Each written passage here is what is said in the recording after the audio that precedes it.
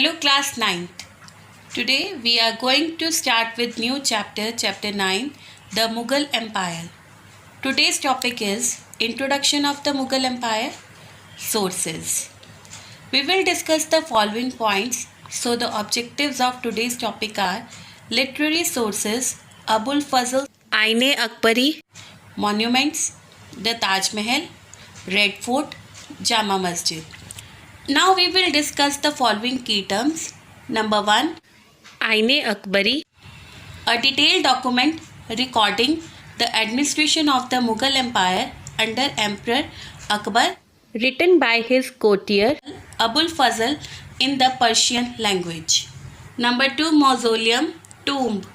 Number 3, Diwan-e-Am, Hall of Audience is a room in the Red Fort where the Mughal Emperor Shah Jahan and his successor received members of the general public and heard their grievances. Number 4, Diwan-e-Khas, Hall of Private Audience. It was the location where the Mughal Emperor Shah Jahan received courtiers and state guests. Number 5, Rang Mahal, Palace of Color is located in the Red Fort. It originally served as a part of the imperial harem and was known as the Palace of Distinction, Imtiaz Mahal, during the rule of Shah Jahan. Mughal emperors. By the quarter of the 16th century AD, the Sultan of Delhi was confined only to Delhi and its adjoining areas. The provinces of Bengal, Bihar, Gujarat, Sindh and Kashmir had declared their independence. In the Deccan independent kingdoms of Vijayanagar and Bahmani had been formed. The Lodhis had failed to consolidate their disintegrating empire. Babur was invited by Daulat Khan Lodhi in the first battle of Panipat in 1526 AD. Ibrahim Lodhi was defeated by Babur. At that time, India was Congress of States without unity. The victory of Babur laid the foundation of the Mughal rule in India. Now come to the reading part, page number 188, sources. We have quite a good number of historical sources at our disposal which help us a lot in drawing a clear picture of the Mughal period 1526 to 1707 CE. They include archaeological, means study of humanity, as well as literary sources. However, Abul Fazl's Aine Akbari and monuments like Humayun's tomb, Fatehpur Sikri, Agra Fort, Taj Mahal, Jama Masjid and Red Fort, etc. help us the most. There are good number of historical sources from where we get a clear picture of the Mughal period 1526 to 1707 CE. It includes archaeological and literary sources as well. The monuments like Red Fort, Jama Masjid, Humayun tomb, Agra Fort, Taj Mahal, etc. and literary sources of Abul Fazl's Aine Akbari. Literary sources Abul Fazl's Aine Akbari. He was perhaps the most famous 9 gems of Akbar's court. He was the son of Sheikh Mubarak, the renowned. Renowned means famous Sufi from Persia and was younger brother of Faizi. Faizi introduced him to the Mughal court, but because of his great abilities and devotion, he became a favorite of Akbar and rose to high position of the Prime Minister. Abul Fazl wrote Akbarnama. Aine Akbari is a part of it, which throws a great deal of light on Akbar's conquest, religion, administrative, social, economic, religious and revenue reforms, his hobbies, great qualities and virtues. His writings had great elegance and force. Abdullah Uzbek, an important writer during Akbar's reign, used to say, "I am not so afraid of the sword of Akbar as of the pen of Abul Fazl." There can be no greater tribute to Abul Fazl's literary skill than this. Abul Fazl was Sufi in faith, and it is with his cooperation that Akbar started the new faith of Din-e-Ilahi in 1582 CE. Abul Fazl was the greatest writer of his age. Abul Fazl's Aine Akbari, it was written by Abul Fazl, the minister and one of the 9 jewels at Akbar's court. His elder brother Faizi firstly introduced him to the Mughal court, but due to his abilities, he became one of the favorite of Akbar. Akbarnama was written by Abul Fazl. Aine-Akbari was a part of a large project of history writing. It is regarded as the precious source material for knowing the administration and culture during the reign of Akbar. Abdullah Uzbek was an important writer during the reign of Akbar. He always praised Fazl's literary skills. With the cooperation of Abul Fazl, Akbar started Din-e-Ilahi in 1582 CE. Undoubtedly, Abul Fazl was the greatest writer of his age and a source of information. Monuments. The Mughal rulers were great builders. Many buildings erected by them at different places throw a good deal of light on the art and architecture under the Mughals.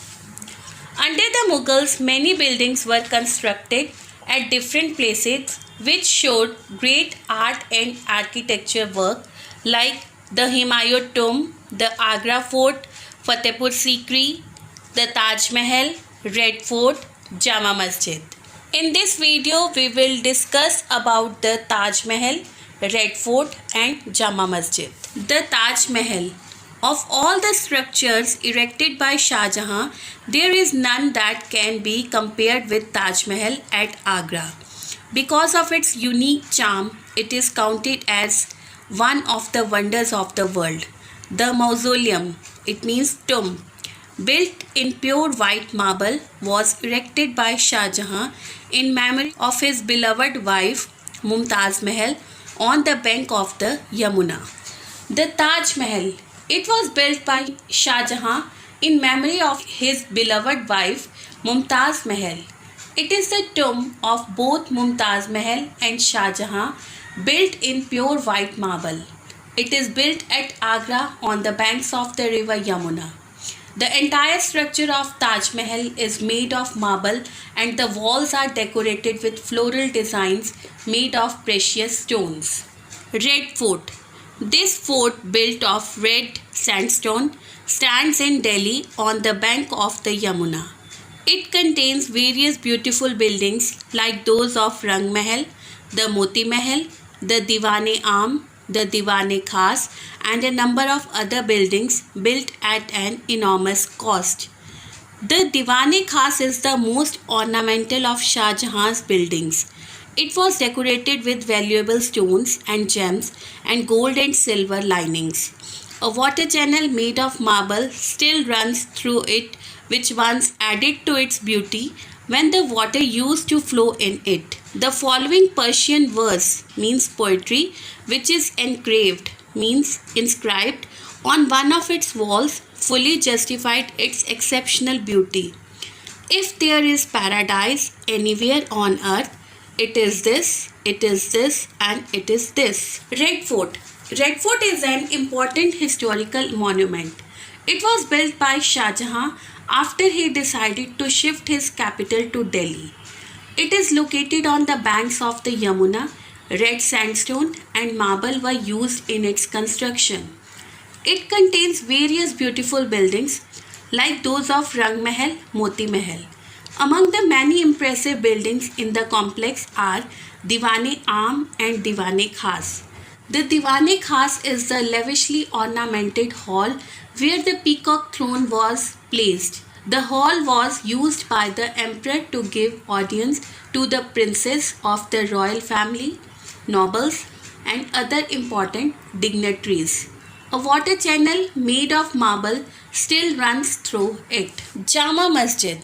Another noteworthy building with which Shah Jahan adorned his newly built capital is the Jama Masjid.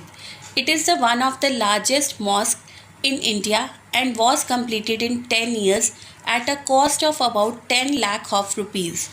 This mosque itself stands on a high platform to which ascent is made by a flight means aviation of 35 steps.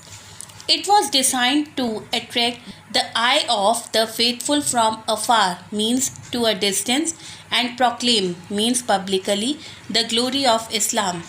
According to Dr. Ishwari Prasad, the Jama Masjid is more impressive and pleasing means appealing than even Moti Masjid of Agra. Jama Masjid. It was built by Shah Jahan and is the biggest mosque in India. It was completed in 10 years at a cost of about 10 lakh of rupees. It is built on a lofty basement with majestic flights of 35 steps, leading to the imposing gateways on three sides of the courtyard. According to Dr. Ishwari Prasad, Jama Masjid is more attractive and pleasurable than Moti Masjid of Agra. So students, we have discussed till here. Learn the basic terms and follow the SNAP homework. Thank you.